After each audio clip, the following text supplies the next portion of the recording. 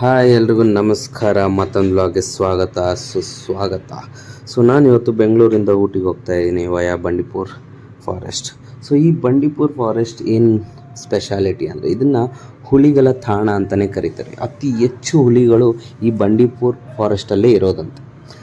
ನಾವು ನಮ್ಮ ಜೀವನದಲ್ಲಿ ಎಷ್ಟೊಂದು ಪ್ರಾಣಿಗಳನ್ನು ನೋಡೇ ಇರಲ್ಲ ಲೈವ್ ಆಗಿ. ಫೋಟೋದಲ್ಲಿ ವಿಡಿಯೋದಲ್ಲಿ ನೋಡಿರ್ತೀವಿ. ಈ ಫಾರೆಸ್ಟಲ್ಲಿ ನಾವು ಎಷ್ಟೊಂದು ಪ್ರಾಣಿಗಳನ್ನ ಲೈವ್ ಆಗಿ ನೋಡೋಕ್ಕೆ ಒಂದು ಚಾನ್ಸ್ ಸಿಗುತ್ತೆ. ಯಾವುದೇ ರೀತಿಯಾದ ಸಫಾರಿ ಏನೂ ಮಾಡ್ತಾ ಇಲ್ಲ. ಜಸ್ಟ್ ಆನ್ ದ ವೇ ಯಾವೆಲ್ಲ ಪ್ರಾಣಿಗಳು ನೋಡೋಕ್ಕೆ ಸಿಗುತ್ತೆ ಅದನ್ನು ನೋಡಿಕೊಂಡು ನಿಮಗೂ ಆ ಪ್ರಾಣಿಗಳನ್ನ ತೋರಿಸ್ತೀನಿ. ಬನ್ನಿ ಹೋಗೋಣ.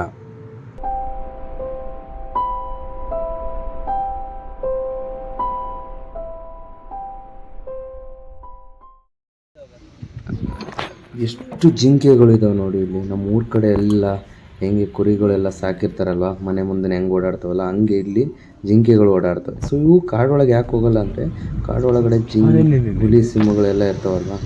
ಅದಕ್ಕೆ ಇವು ಇಲ್ಲೇ ರೋಡ್ ಹತ್ರನೇ ಇಲ್ಲೇ ಎಲ್ಲ ಸೇಫಾಗಿ ಇಲ್ಲೇ ಇರ್ತವೆ. ಯಾಕಂದ್ರೆ ಹುಲಿ ಸಿಂಹ ಇಲ್ಲೆಲ್ಲ ಜಾಸ್ತಿ ಬರಲ್ಲ. ಅದಕ್ಕೆ ಆಯ್ತು. ಅಲ್ಲಿ ನೋಡ್ಲಿ ಎಲ್ಲಿ ಅಲ್ಲೊಂದು ಜಿಂಕೆ.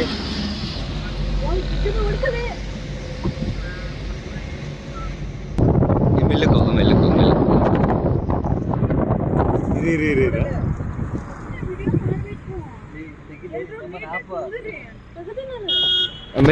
ಹೋಗು. ಎಷ್ಟು ಜಿಂಕೆ ಅದಾವ ಅಲ್ಲಿ.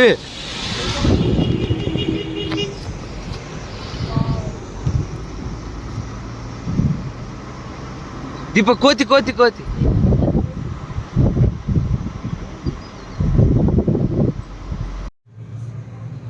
ಇಲ್ಲೇ ನೋಡ್ತಾ ಇದೆಯಲ್ಲ, ಇದು ಕಾಡೆಮ್ಮೆ.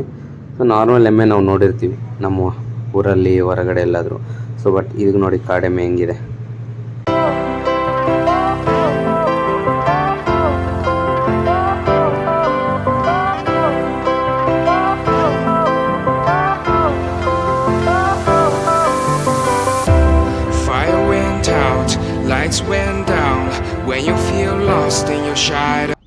ನಮ್ಮ ದೇಶದ ರಾಷ್ಟ್ರ ಪಕ್ಷಿ ನವಿಲು ನೋಡ್ರಿ ಹೆಂಗಿದೆ.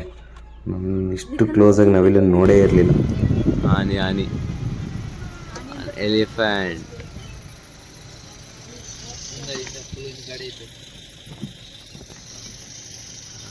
ಕಾಡಾನಿ ನೋಡಿದಪ್ಪ ಹೆಂಗಿರ್ತೈತೆ.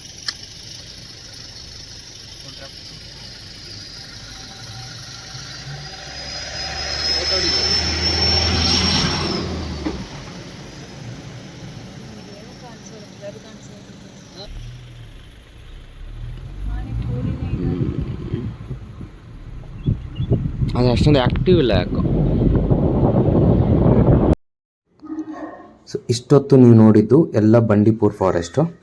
ಇಲ್ಲಿಗೆ ಬಂಡೀಪುರ್ ಫಾರೆಸ್ಟ್ ಕರ್ನಾಟಕಕ್ಕೆ ಏನು ಬಿಲಾಂಗ್ ಇದೆಯಲ್ಲ ಅದು ಇಲ್ಲಿಗೆ ಮುಗಿದೋಗುತ್ತೆ.